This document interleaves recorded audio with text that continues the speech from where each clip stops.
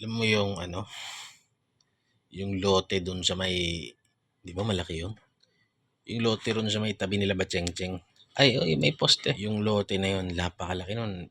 Yung bungad nun, highway na yun eh, highway.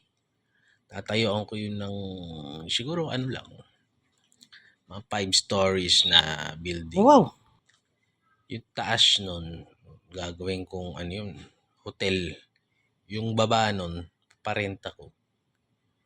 Tapos, yung bungad nun, yung entrada, lalakihan ko yung gate nilang ganyan. Lalakyan mo pa. Para kasyang maglabas-pasok yung dalawang sasakyan sabay kasya.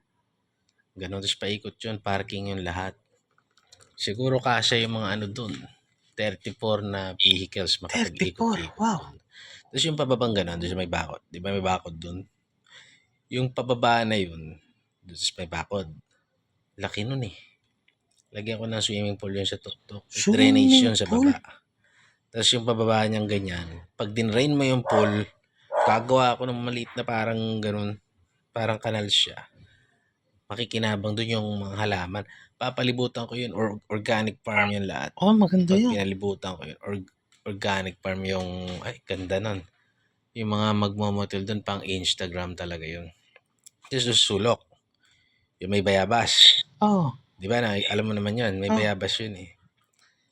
Lalagyan ko yun ng basketball court para pampapawis. Oh, maganda yun. Para pag summer, doon na lang tayo tatambay.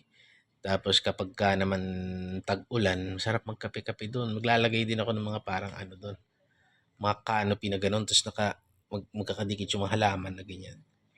Sarap magkape doon pang Instagram. Pwede rin ako magbukas ng ano doon. Coffee shop. Coffee Para mga shop. riders.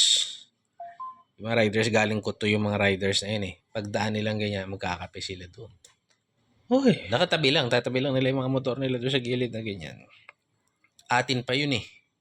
Atin pa yun, tas kalsada na ganyan. Sa atin pa? Nabili na yun ni Dr. Barutoy.